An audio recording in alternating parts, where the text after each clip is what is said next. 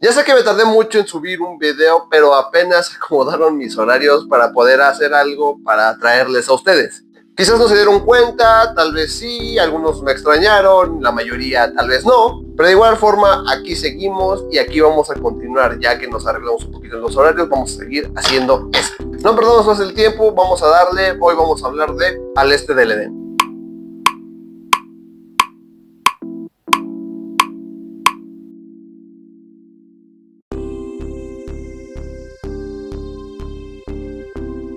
Estoy convencido de que en lo más profundo de la mente humana existen determinados mecanismos para analizar los problemas y, una vez analizados, rechazarlos y aceptarlos.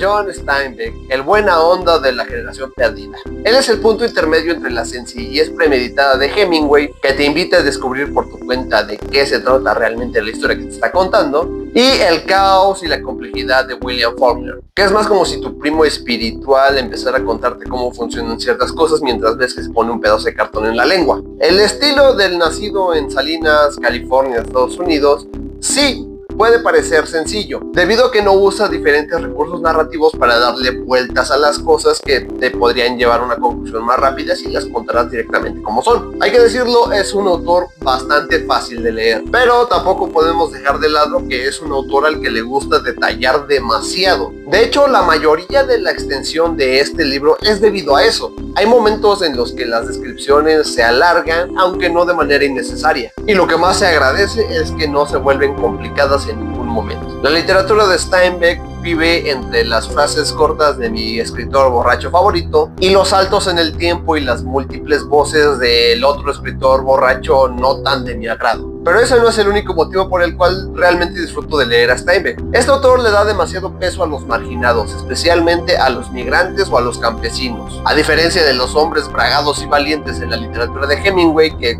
por alguna extraña razón hoy quieren cancelar, y los personajes decadentes del sur que también refleja William Faulkner, que también serían cancelados. Steinbeck hace de sus historias y de sus personajes un medio para empatizar con ellos. Condiciones de vida muy duras, mucha injusticia social y un ligero humanismo que le da cierta esperanza a los personajes, y al momento de leerlos quieres que triunfen en la vida. Ya adentrándonos un poco al libro que nos atañe hoy, Steinbeck llegó a decir que era su novela más redonda, e incluso declarando que el resto de las cosas que escribió antes de esta novela fue una especie de ensayo para llegar precisamente a este libro. Y decir eso cuando eres el escritor de Las Uvas de la Ira, La Perla o de Ratones y Hombres, pues está muy cabrón. La historia toma lugar en el Valle de Salinas, en California, lo que le da a esta novela cierta aura autobiográfica. Y nos narra la vida de dos familias a lo largo de varias generaciones que comienzan desde la Guerra de Secesión hasta el inicio de la Primera Guerra Mundial. Los Hamilton, que son migrantes irlandeses dedicados al campo y cuyo jerarca Samuel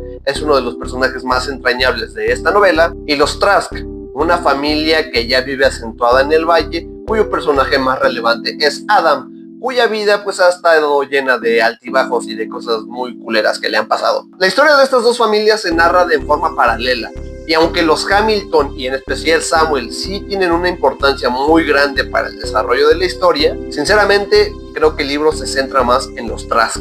Desde la infancia de Adam, donde su padre Cyrus lo golpeaba, lo maltrataba, su madre no le hacía mucho caso y su hermano se lo vergaba cada rato, incluso llegó a intentar matarlo, pasando por sus años en el servicio militar, la muerte de su padre, el intento de reconciliarse con su hermano y la aparición de Cathy Ames. No mames, se los juro, top 10 antagonistas de la literatura que me ha tocado leer, sin pedos.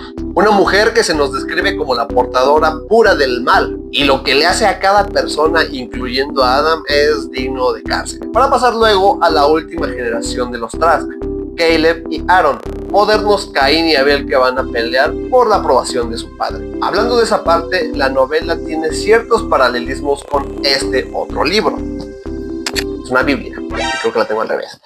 Concretamente en el libro del Génesis. Como ya lo mencioné, los dos hijos de Adam Trask son realmente una reinterpretación de la historia de Caín y Abel. Pero también el propio Adam tiene que ver con esto debido a la tormentosa relación que llevaba con su hermano Charles, quien por culpa de los celos y al intentar agradarle a su padre, pues desquitó con Adam toda su ira y su frustración. Y tristemente esta historia se repite con los hijos del propio Adán. También el título es una referencia clara al libro del Génesis, que en el libro es una propiedad de los Tras que el propio Adán va a ir transformando en una especie de Edén terrenal. Un lugar bello, pacífico y un sitio ideal para criar a sus hijos. La diferencia clave es que mientras en la Biblia el Edén es un lugar pulcro que se corrompe cuando Eva decide probar el fruto prohibido, que todos sabemos que ese árbol era un guayabo, y en la historia es un lugar que nace ya corrompido por la violencia y la traición, incluso antes de que Adán comenzara a construir este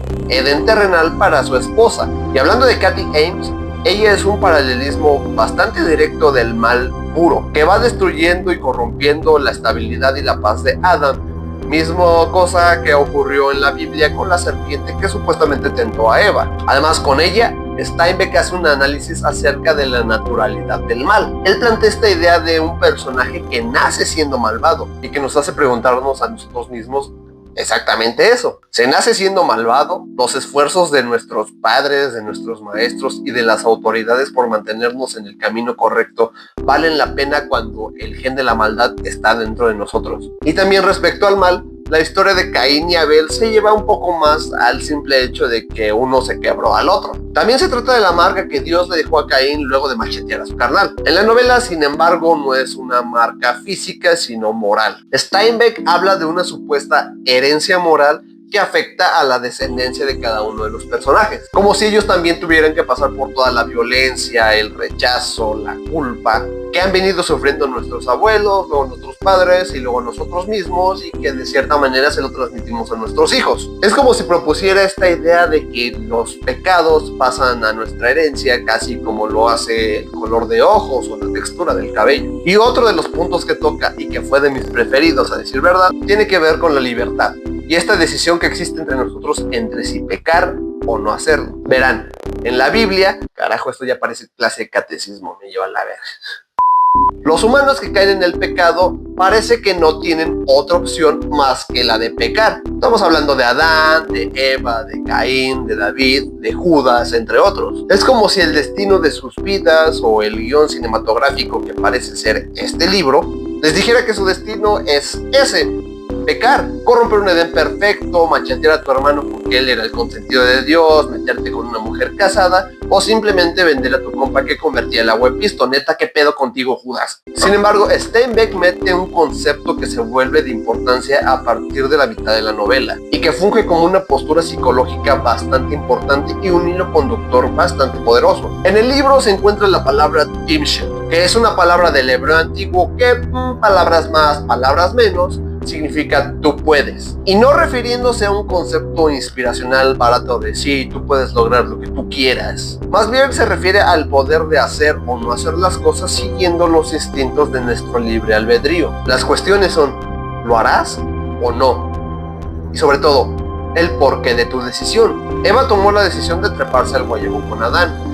Caín pudo elegir reprimir sus celos y dejar que su hermano viviera una vida en paz, pero decidió matarlo. David eligió meterse con Betsabé y luego decidió quebrarse a su marido cuando pudo perfectamente en sus manos tener la decisión de no hacer ninguna de las dos cosas. Judas decidió vender a su real y cuando se dio cuenta de la chinga que le estaban metiendo, quiso arrepentirse, pero ya no pudo hacer nada e incluso se quita la vida. Y así ocurre con los personajes de esta novela. Sus buenas decisiones, sus malas decisiones, el por qué decidir no reencontrarse con un hermano al que le guarda cierto rencor, el por qué decidir que tus hijos no pueden ver a su madre, pero sí están bien convivir con un señor asiático que te hace el aseo. ¿Por qué no intentar volver a enamorarse? ¿Por qué no tratar bien a tu otro hijo también? ¿O por qué no a ambos? Steinbeck en casi 700 páginas nos deja una lección bastante importante. Sobreponerse al pecado, evitar hacer el mal o decidir hacer el bien es posible, siempre y cuando decidamos hacerlo. Pero es esta misma cuestión de poder elegir nuestro destino lo que lleva a la otra parte de la enseñanza que pues a la mayoría no le va a gustar. Evitar hacer cosas malas y elegir hacer las cosas buenas no está garantizado. No existe un destino.